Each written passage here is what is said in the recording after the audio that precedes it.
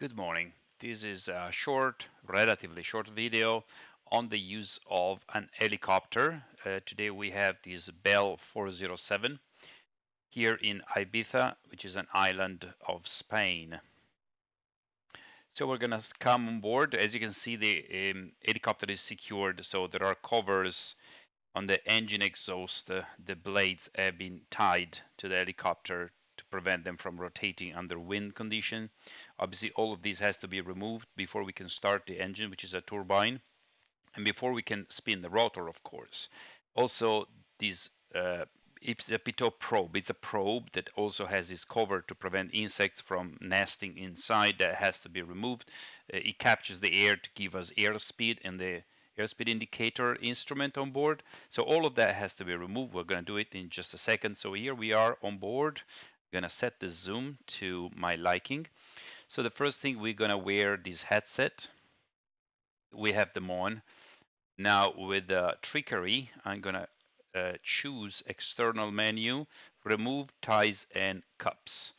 So we can see they are removed. Okay. Now the engine is free, the rotor is free, all the probes are free. We are ready to start the engines. But before that, I'm just going to explain very quickly what you see here in front of you. There are several instruments. This is the engine and fuel management and monitoring. And this is the flight instrument. So we have airspeed indicator in knots, artificial horizon called ADI, artificial ADI, and altimeter, which helicopter tend to put it to zero. Aircraft do a different thing, but I'm not going to explain it to you today. So because it's zero, any altitude, it's from the airport parking where we are at the moment. So if it's the thin one says 1, it's 100 feet. If the thick one, short thick one underneath says 1, is 1,000 feet. Okay, so we put it to 0. That's the altimeter. Okay, very quickly, um, this is a navigation instrument. I'm not going to talk about that. This is the vertical speed indicator. The needle goes up and down, and it tells me how many 100 feet per minute I'm climbing or descending. Another navigation instrument, not going to talk about that. Radio altimeter, not important for a flight like this. It tells me exactly the separation between the helicopter and obstacles, physical obstacle underneath. Turn and slip indicator to coordinate the flight, the helicopter, as we are flying to just fly straight. And this is it. Here we have engine, a clock, torque, which is the stress on the rotor system. This is the temperature of the engine. This is the how fast the engine is rotating, engine oil pressure and temperature. Then we have transmission oil pressure and temperature, fuel quantity, and fuel pressure, and how the generator is charging the battery. That's all there. Here we have the electric fuel, the fuel valve to admit fuel to the engine.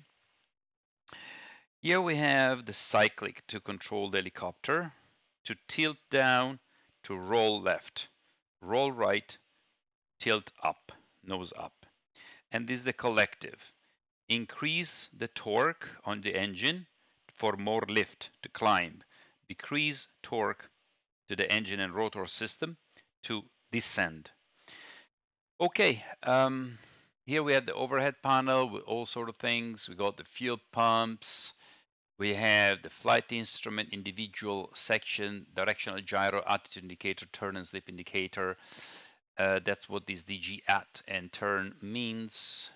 We have the battery, we have the generator, the avionic master that gives electricity to the whole panel in front of us, the lights, anti-collision light, position light, and other things are secondary. We have the air conditioning, which is here. We can have just a blower or actual air conditioning that takes power from the engine, and the heater when it's very cold. So in order, okay, now we can start this helicopter. First thing first, we're going to close the door. Okay, the door is closed now. We make sure the area is clear around us. First thing, we turn on the battery. You'll hear an alarm going off. That's the low rotor speed warning.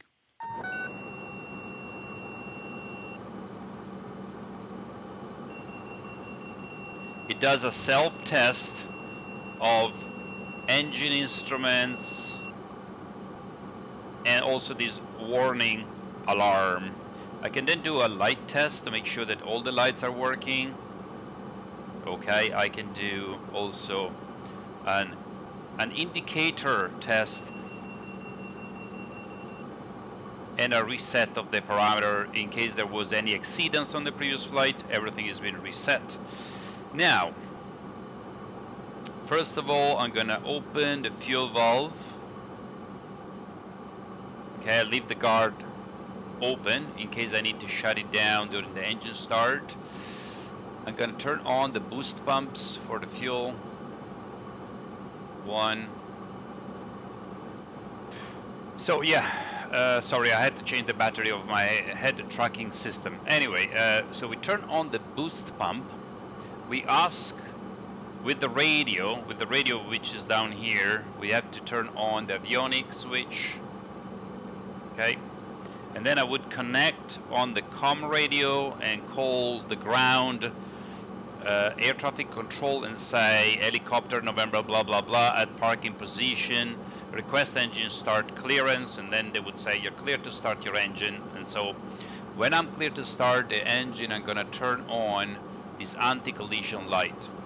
Collision lights should be turned on immediately. These are the red to the left and green to the right lights, and the anti-collision is the red rotating beacon that alert people around me that I'm about to start the engine.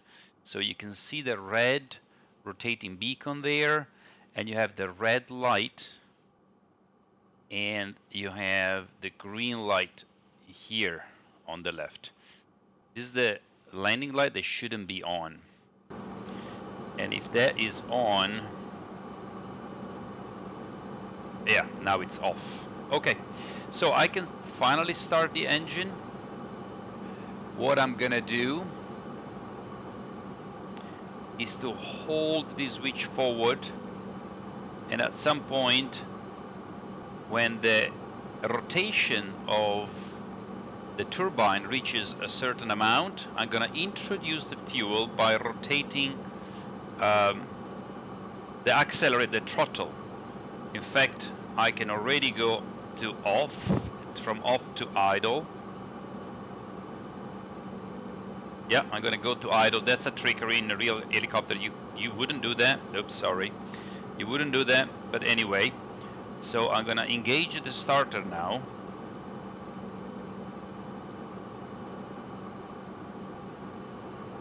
You have the turbine spinning.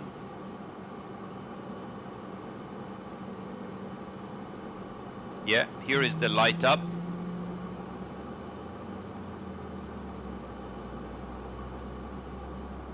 It has stabilized. The rotator system starts spinning. I'm going to monitor the oil pressure both in the engine and in the transmission. That's very important. If I don't have positive pressure in the lubrication system, then I have to cut the engine for sure.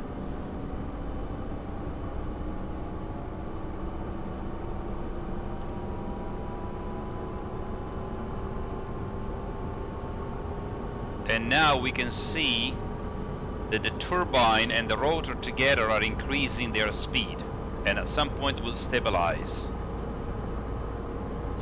In the real helicopter, I have to wait until temperature stabilize and normalize, but in the interest of time, I'm going to accelerate straight away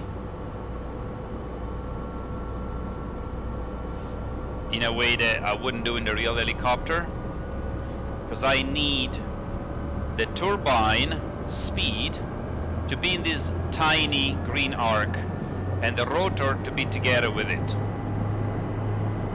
Okay, now I'm ready for takeoff. But what I need to do is to engage the generator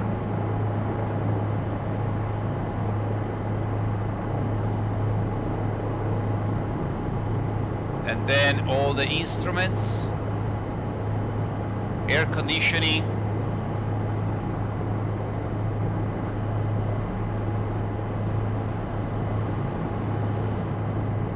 if I turn it off, it's gonna be less noisy.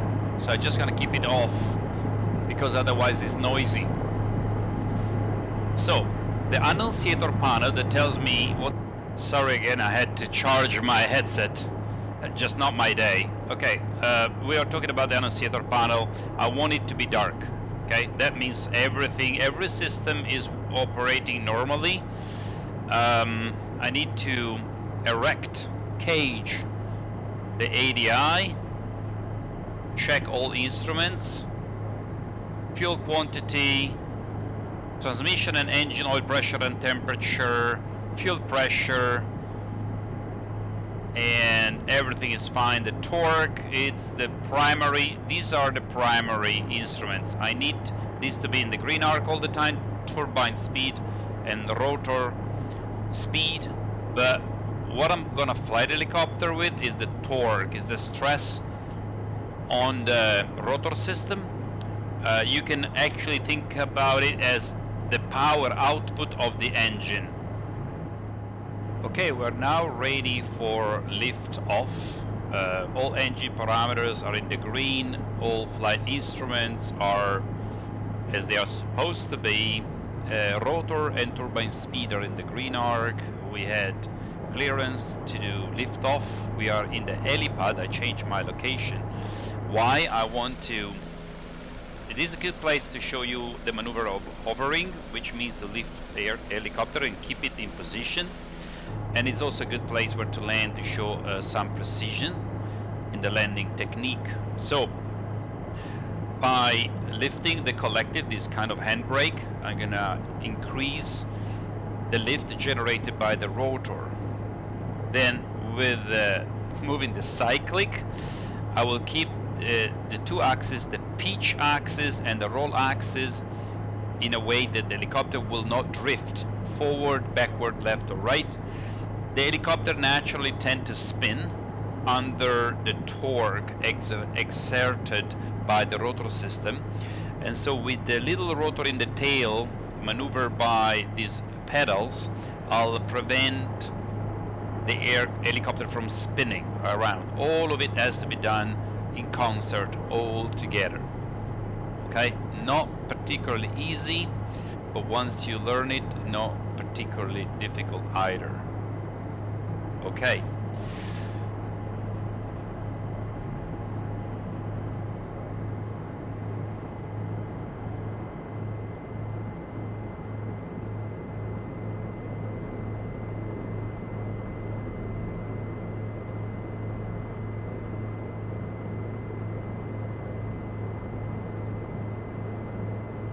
Okay, this is hovering. I'm holding my position. And now we're gonna take off in between these aircraft.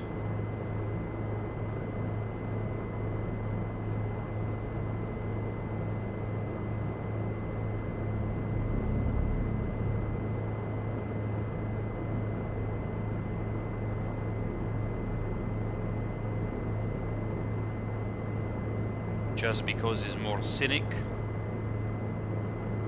And then we're gonna come back around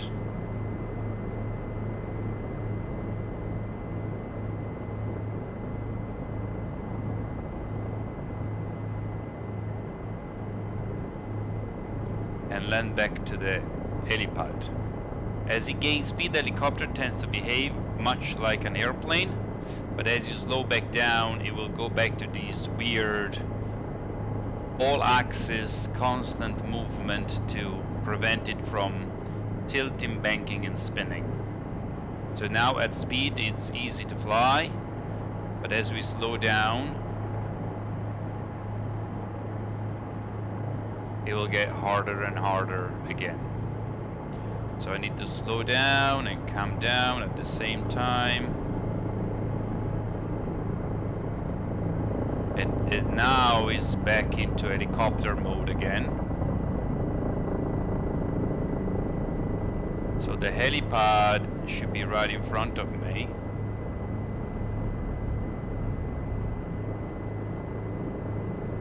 There it is. Gonna stop the helicopter from descending. And slowly I'm gonna approach the helipad and try to put it down as gently as I can.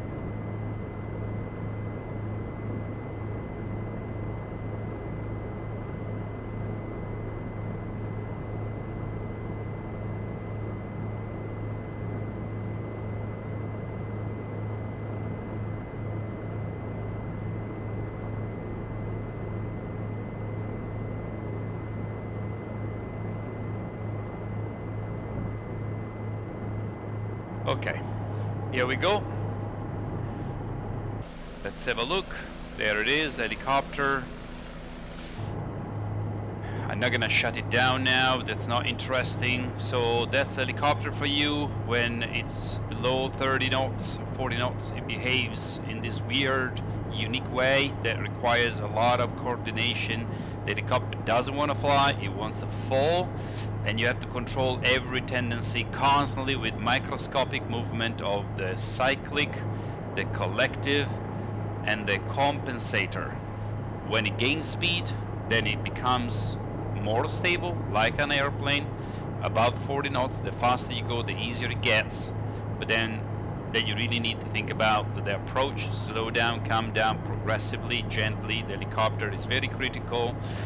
It's very much a mechanical kind of flying. If the mechanics of the helicopters are not perfect, the whole thing comes apart in midair and it comes down like a stone.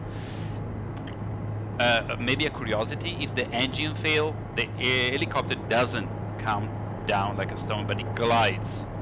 It really does. Very steep, but it's possible to have a complete engine failure and control the the helicopter to the ground, provided you have a nearby clear area where to put it down, and provided you initiate the maneuver immediately and you perform it correctly. But that's not what we're talking about today. Thank you for flying with me in this short helicopter flight presentation. Hope you enjoyed it, and see you around. Take care.